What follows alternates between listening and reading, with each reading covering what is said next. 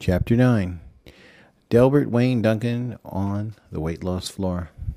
Delbert Wayne Duncan paced in his 8x4 cell, inventing games with the digital pedometer that clipped to the elastic in his underwear.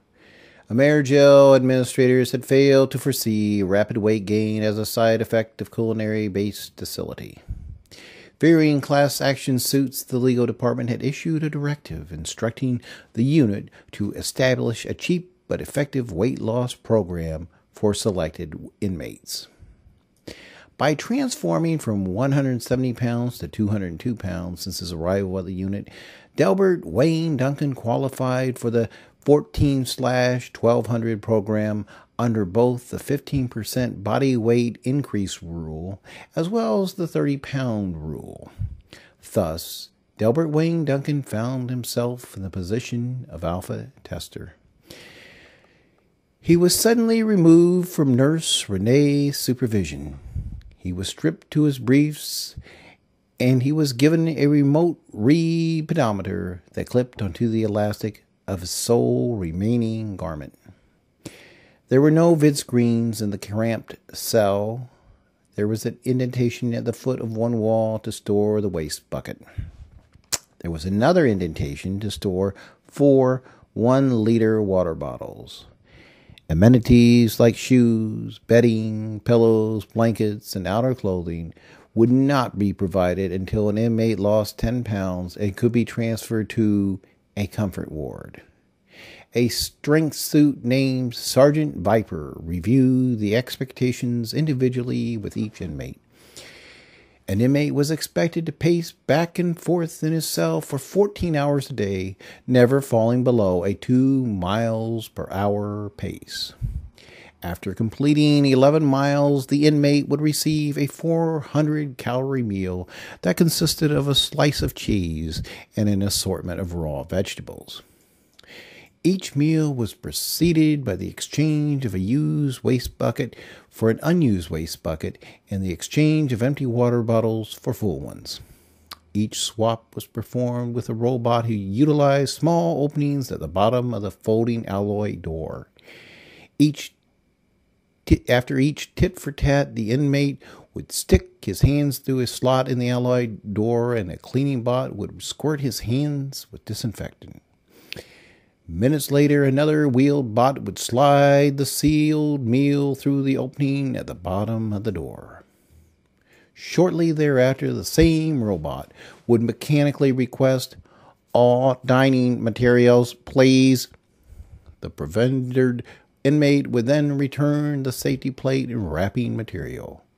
This ritual was repeated at the completion of 11, 22, and 28 miles. If the inmate completed his 28 miles ahead of schedule, he could either rest on the floor or continue in hopes of earning an M&M or a lifesaver. Delbert Wayne Duncan hated his new arrangement. He missed the weekly video chats with his family. He missed the vid screen's ongoing propaganda.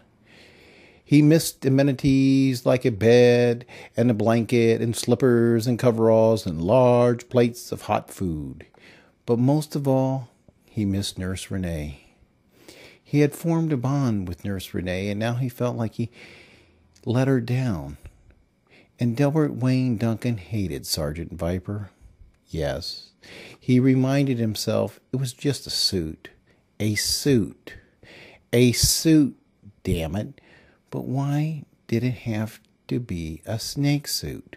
A snake with hands. Who ever heard of a snake with hands? They were messing with his head, and Delbert Wayne Duncan realized it most of the time.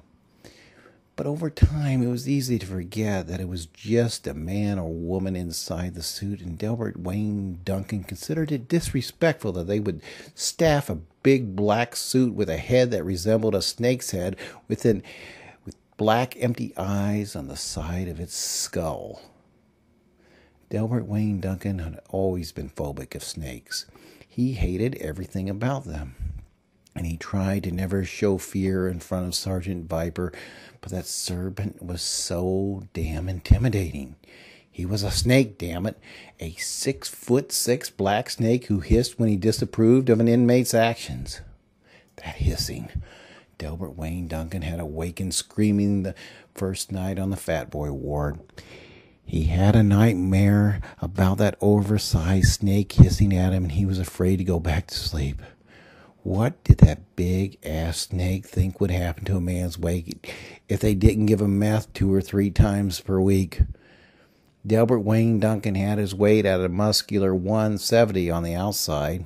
He lifted weights every day, and he did crank a few times a week to keep the fat off.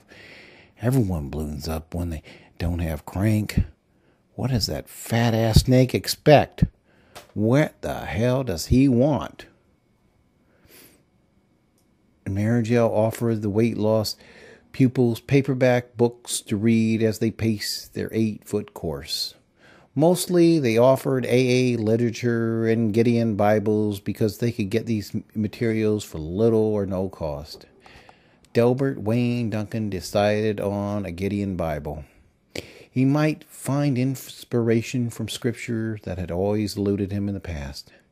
Maybe now he was ready to hear the word.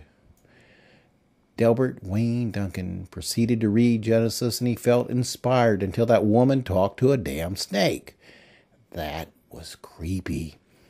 Doesn't matter what the snake says.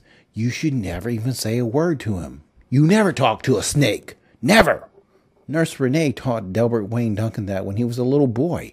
You never talk to a snake. What was wrong with that silly broad? She talked to a snake. No wonder the human race is so screwed up. And he flung the vinyl-covered Gideon against the wall and picked up the pace to 4 miles per hour. He maintained this pace for about a half hour and then fell back to a 3-mile-per-hour pace. If I do nothing else with my life, Delbert Wayne Duncan muttered under his breath, I will kill one fucking snake. For too long our people have been ruled by serpents. The rebellion was imminent, and Delbert Wayne Duncan was set to lead the rebellion.